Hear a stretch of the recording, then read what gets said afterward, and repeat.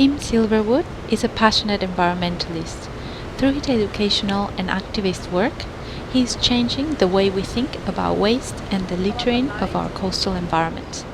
I met him in his office, the beach at Bondi in Sydney, where we talked about the impact he is making in the Australian community and the positive impact that being a change maker is having in his life. Please tell me about yourself. What makes you happy? The ocean, is probably the thing that I need in my life the most to make me happy. I've tried at times in my life to disregard the ocean, live in cities, and it just hasn't worked. I need this. This is my neutralizer. You know, people have yoga or meditation or running or sport or whatever it might be. This is the thing that I need to keep me going. So my love affair with surfing is very much the cornerstone of the love affair I have with the ocean. Tim, as part of Take 3, what is the change you want to make in the world? Well, Take 3 is this project we started in 2009. It's take 3 pieces of rubbish with you when you leave the beach, the waterway or anywhere. And that formed because as surfers and divers and people who love the beach, we already pick up rubbish. I meet so many people around the world who already do it. It's a natural instinct. It's common sense to pick up rubbish that you see on the ground, particularly on our beautiful beaches. But we recognised that not enough people were doing it. And we also were discovering at this time in 2009 just what was happening with the accumulation of plastic in our open oceans. So we said, you know what, we need a conversation starter. We need more people to be understanding what's going on with our oceans with plastic. So Take 3 is that simple thing that we can all do to give back to Big Blue. But what we've found in the process is that the simplicity is its strength. So now it's truly becoming a global momentum. You know, people all around the world are doing a Take 3 for the sea, and in doing so, they're changing their relationship with plastic, and they're becoming our biggest advocates for the big and important change that we need to see in this world, which is ultimately a change in the way that we consume and the way that we generate waste. And that to me is my key passion about what I want to change.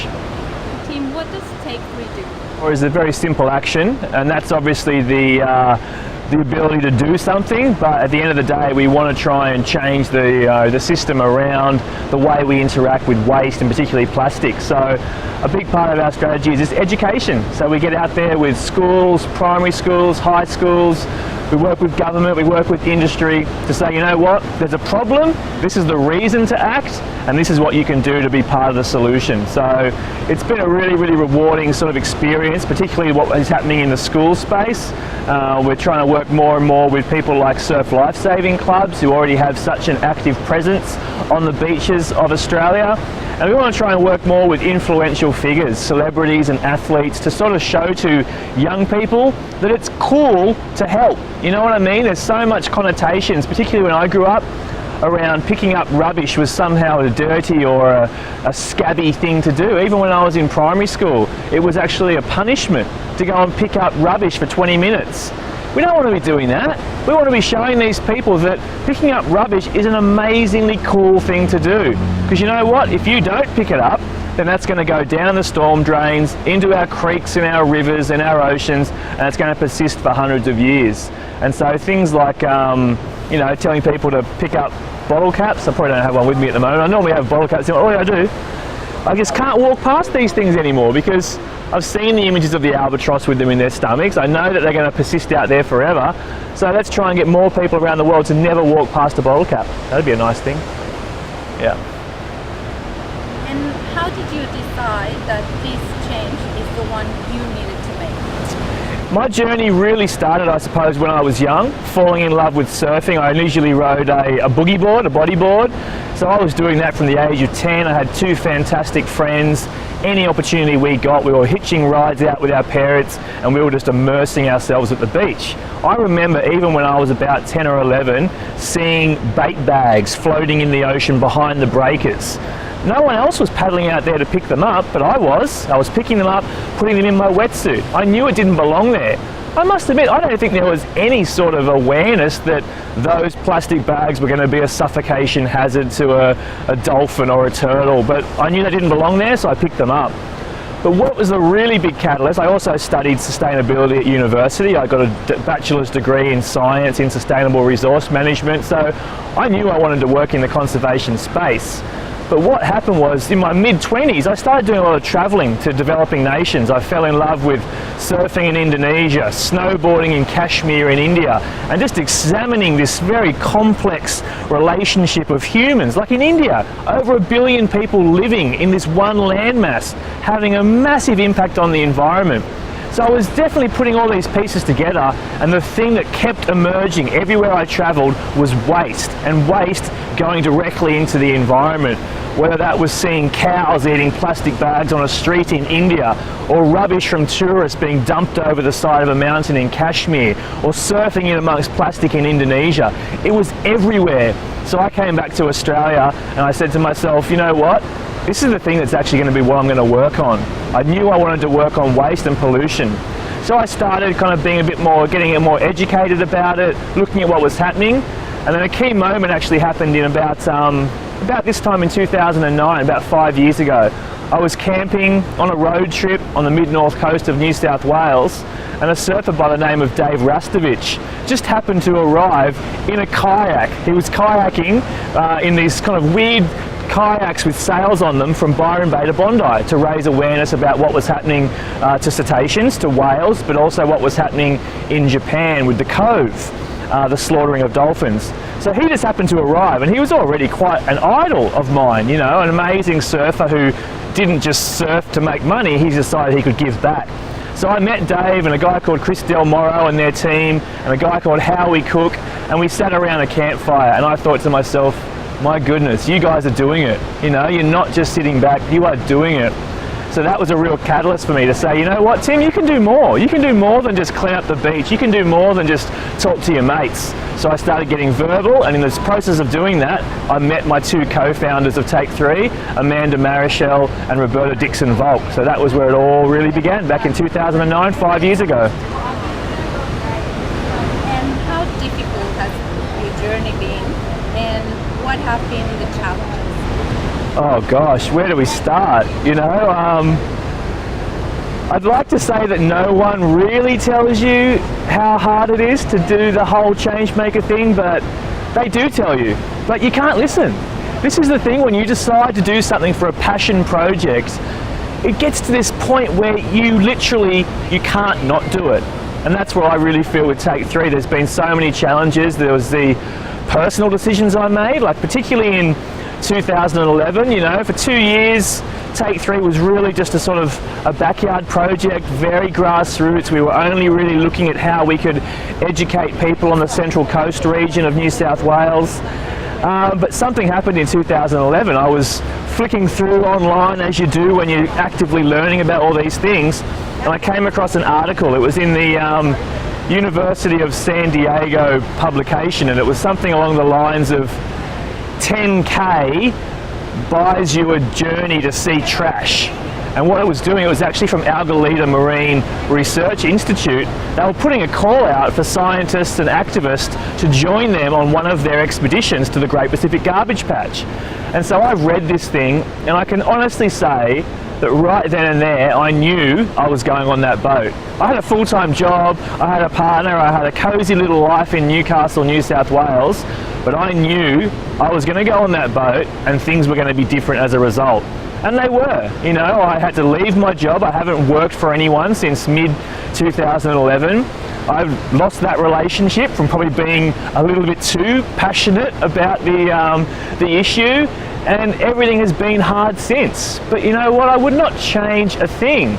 I'm as happy and content as I could ever imagine, and I've been able to achieve a lot. So definitely, to go back to the question, the big challenges, people telling you, giving you advice, I mean, yeah, definitely listen to them, but don't necessarily stop what you're doing, because passion is the #1 thing you need to make these things happen. And how overcoming these obstacles has your strategy been shaped? I think the whole thing about just learning from doing is massive. You know, a lot of people did offer advice, and probably a lot of that advice would have been really valuable. The one that was really sticking for me for a long time was, you know, the need to develop a pretty solid business case for an organisation. And that's one thing that Take 3 I don't think really did very well. We didn't really say, all right, what is going to be the key to our financial success and security from the start? We just went out there and did it. In saying that, you know, now after 5 years, we kind of do know what we want to do. So it may have taken a long time, but by doing, we've narrowed down what we do well.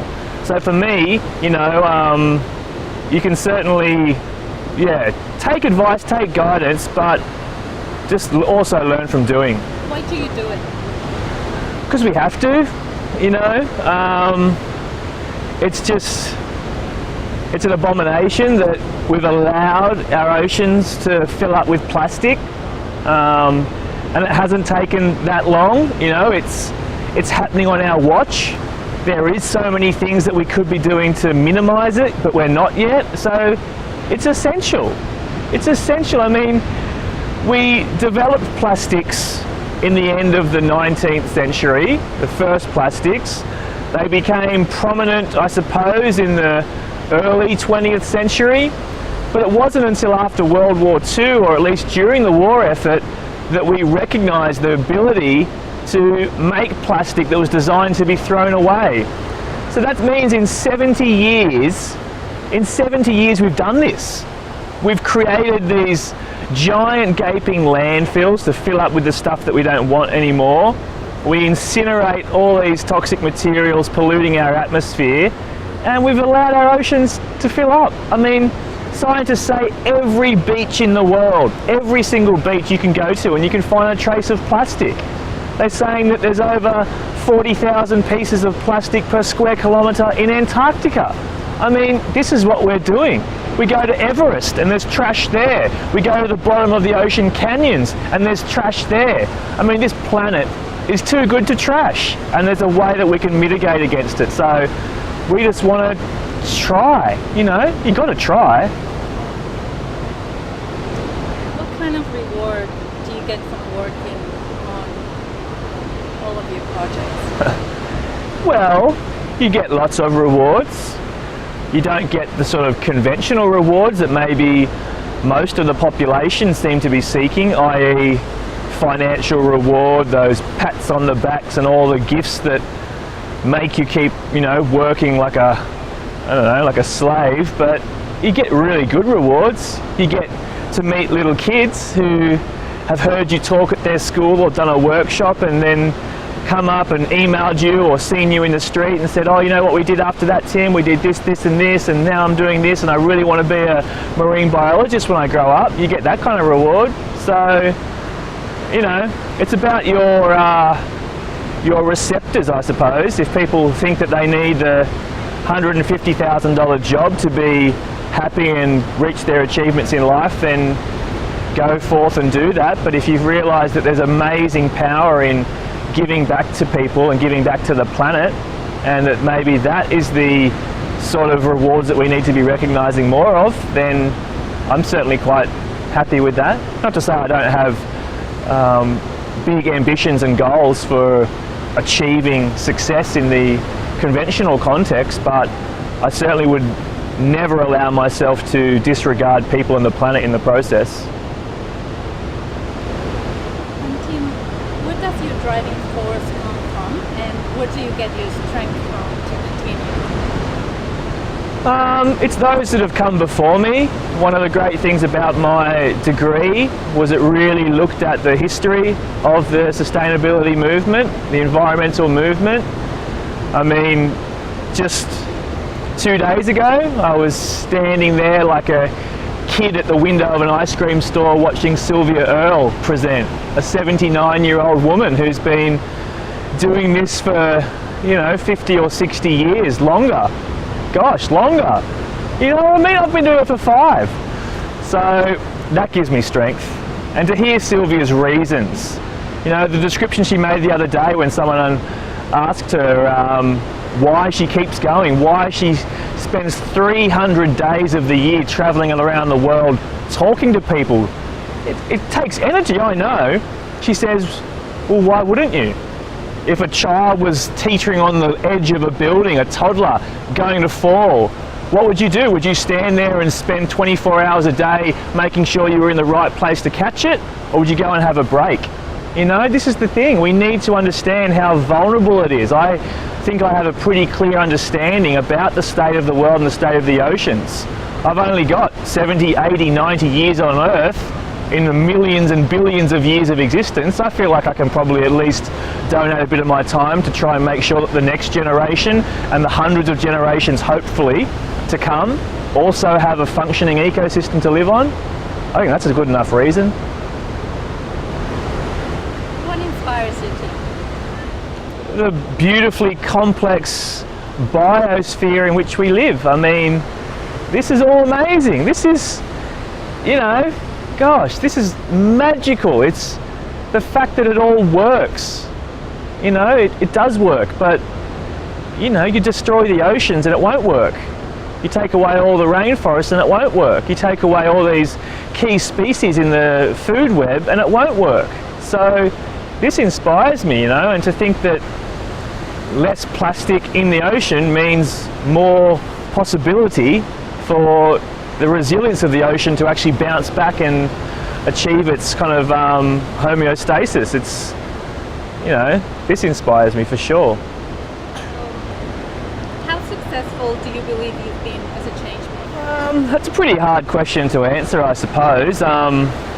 You know, one of the things that we haven't really done very well, I guess, is sort of quantifying and keeping a data set of what we've achieved, but I suppose that's because it's behaviour change at the end of the day. I mean, how do you measure behaviour change? You can only really record the stories or the insights that you get from people. I mean, I know that we've been able to reach a lot of people. I've just been, you know, quite persistent with my outreach over the last 3.5 years. I've been all around Australia, many parts of the world, talking about it. I see myself a lot as a messenger, especially having been out and sailed across the Great Pacific Garbage Patch in 2011.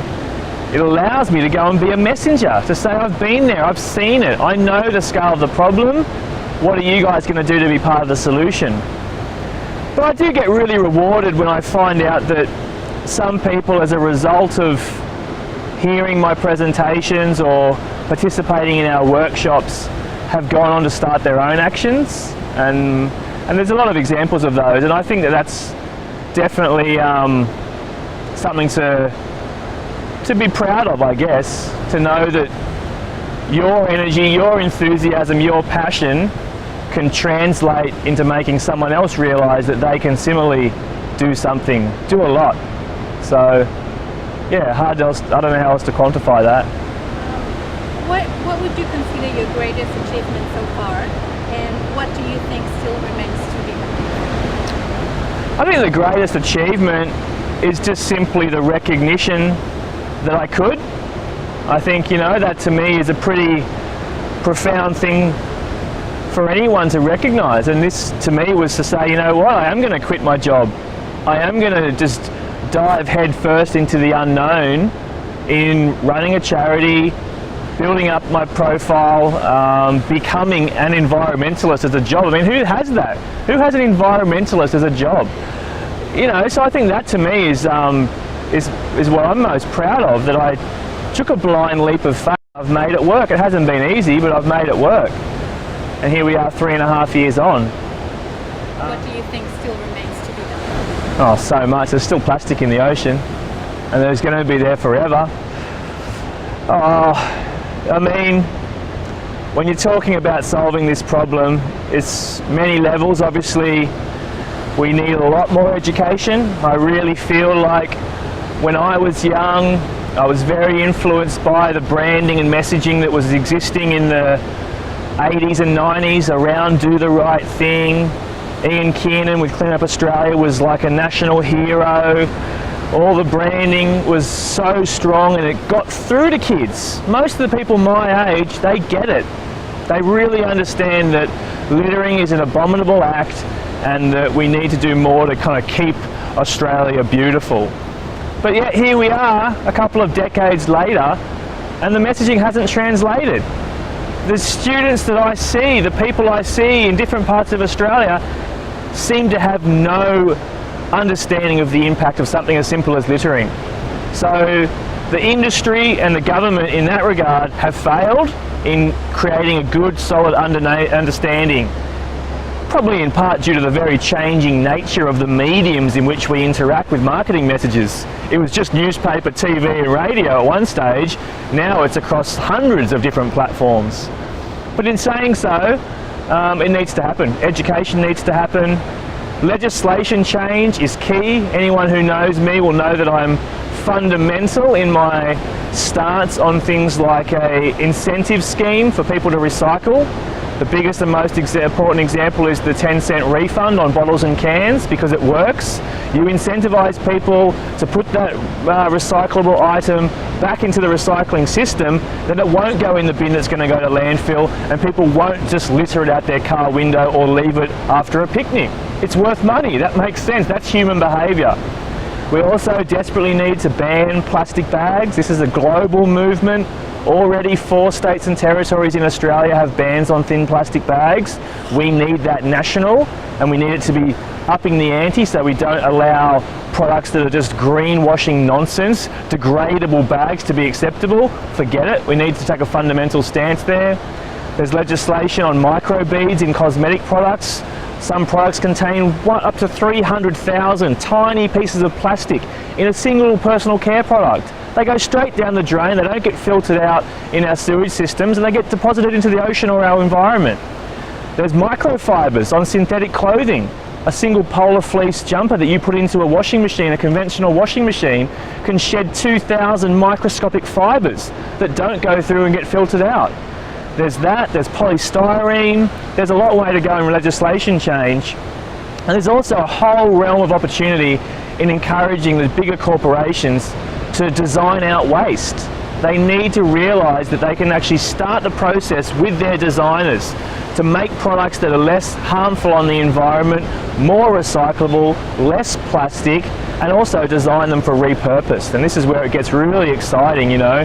The cradle-to-cradle concepts that were very popular in the 70s and 80s are now re-emerging as the circular economy.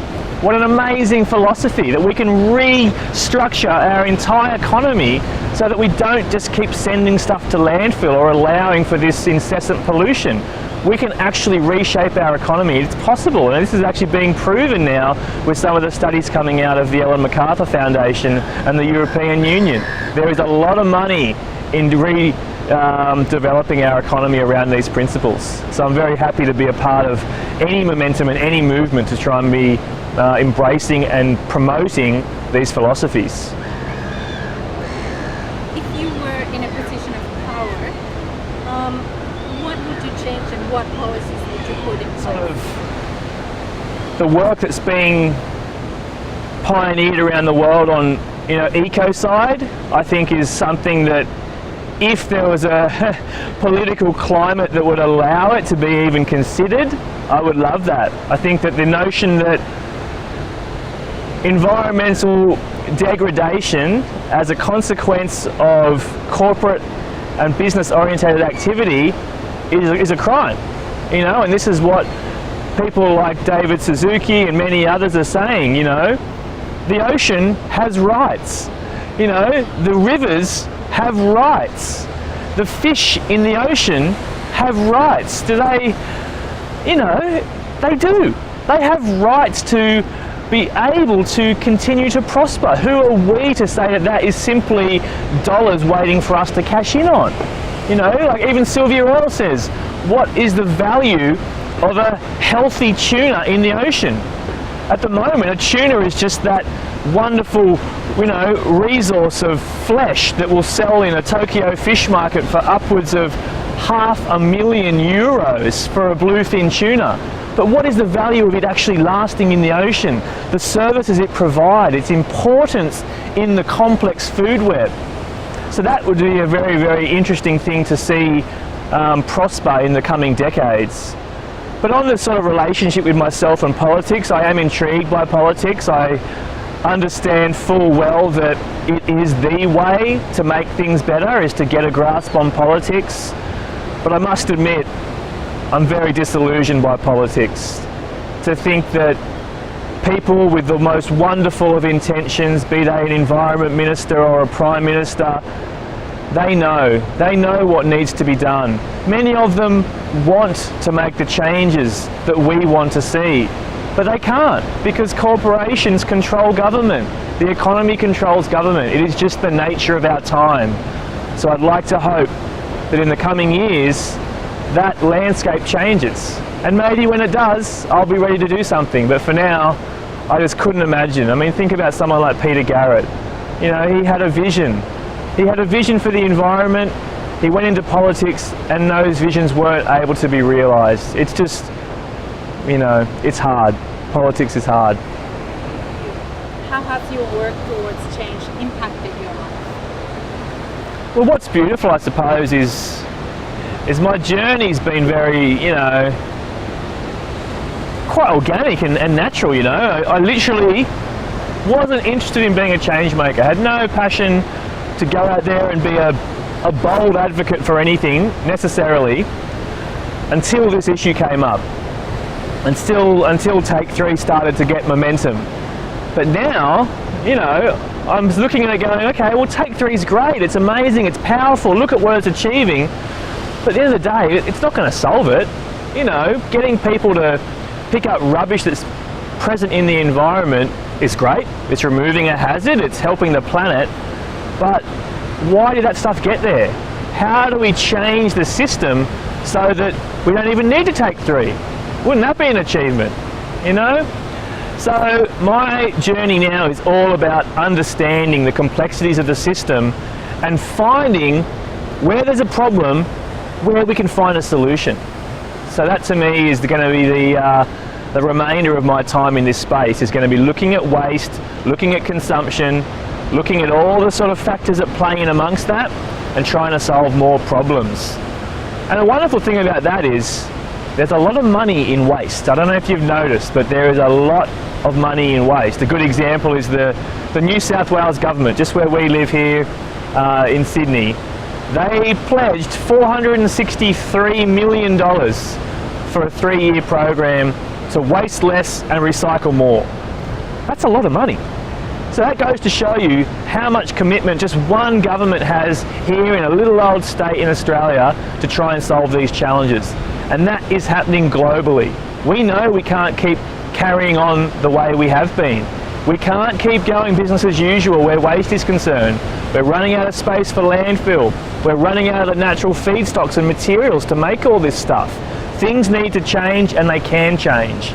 So I'm really excited to be a part of that movement, embracing the opportunity that exists within waste. What impact has it had on your relationship with people around you? Oh, it's been overly positive. You know, obviously the transition period from being just a kind of, you know, a normal person to being a change maker. There's obviously obstacles and bumps along the way there, but overwhelmingly I'm ecstatic about the relationships that have flourished as a result of it. The changemaker community in Sydney, I mean, I'm not from Sydney, I'm from an hour and a half north of here, and I had no idea the number of people that existed in this community in Sydney. It is amazing. This to me is as exciting as anywhere in the world in terms of the people that are advocating for positive change. So they're awesome. And then in a personal context, one beautiful story interwoven within mine is that, you know, my mother was a very key influential figure in shaping me. She was a hippie back in the day. Life got busy, she had kids, she probably lost touch with a lot of that stuff. But through my journey, through Take 3, she has reconnected. And she's now the treasurer of Take 3 and one of our most invaluable volunteers. So there's the wonderful relationship I have with my partner. You know, someone who we together explore the complexities of how to make these big changes together. And we're both learning. And it's a wonderful journey to go through. So I think, you know, you just naturally will become a magnet for other people on the same wavelength as you. And you might find, unfortunately, that other people that you thought were your greatest friends and allies, they might not be on that same wavelength. So, you know, What is a piece of advice you wish you would have gotten when you started your journey as a change maker? I think I'm pretty zen about all that. I mean, you may have asked me 2 years ago and I probably would have had an opinion on it. But the longer I'm in it, the more I realise that you just got to just do it. You just have to do it. You just have to persist and persevere and learn from doing, you know. Obviously getting mentors, people that have been through these experiences and this journey before are invaluable, you know, and they will give you, and if you've got a key decision point and you know it's so obvious that you need to bounce that idea off someone, then you should definitely do that. But just go with your gut, go with those sort of core instincts that, you know, that always seem to be on the right money, so to speak, you know. Go with your gut. Are there any questions you wish me or others were asking about the causes you support? You know, in terms of what we need people to do, we just need to do more. I really feel like we, especially those of us that are already, you know, in the choir, so to speak, and often you'll hear people going, oh, what's the point in telling us about all this stuff, Tim? You're just preaching to the choir. And I say, well, there's nothing wrong with that. The people in the choir are the best people to be talking to because they have voices and they sing, but they can sing louder and they can sing to other people and they can find other ways of spreading the message. So for me, it's about telling people, do what you can do, make those personal changes in your life, all those things that are those mantras that we know that we should be doing, reducing our plastic footprint, trying to find some transparency about who we're supporting, what we're buying, what we're putting into our bodies. But once you're happy with that, what else can you do? You know, and you're a good example. You know, you're becoming a voice to many because you've recognised these stories and you recognise that you have the ability to convey them to others. And that to me is a sort of a thing that we all need to start thinking about doing more of. Do more. Where are you putting your passion and energy at the moment, and what are your plans for the future? Well, for me now it's about finding those bigger problems and determining ways of solving them. And I look at the very difficult position our governments are in. At the end of the day, the only reason we're consuming the way that we're consuming at the moment is because it's been marketed to us by some of the biggest global brands. They are the ones choosing how we live, how we eat, what we aspire to and what we desire. And so the government's there kind of going, okay, well, what do we do about this? We're going to control the exposure to chemicals. We're going to try and mitigate against the environmental harm. We're going to try and reduce the amount of waste going to landfill. So I'm looking at that and going, okay, well, maybe we need to figure out how we can better help you. And when it comes to waste management, I think there's a lot that can be done. I've realised now that Take 3 was a wonderful starting point for people to change, to have that behaviour change and then to sculpt that so that people are doing a much broader set of changes.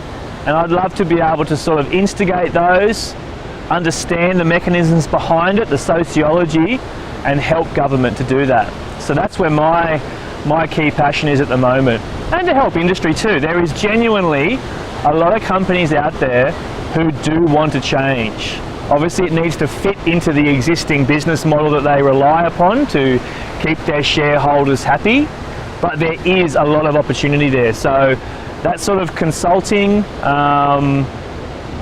working within the system, so to speak, is really, really intriguing for me, and that's where I want to go.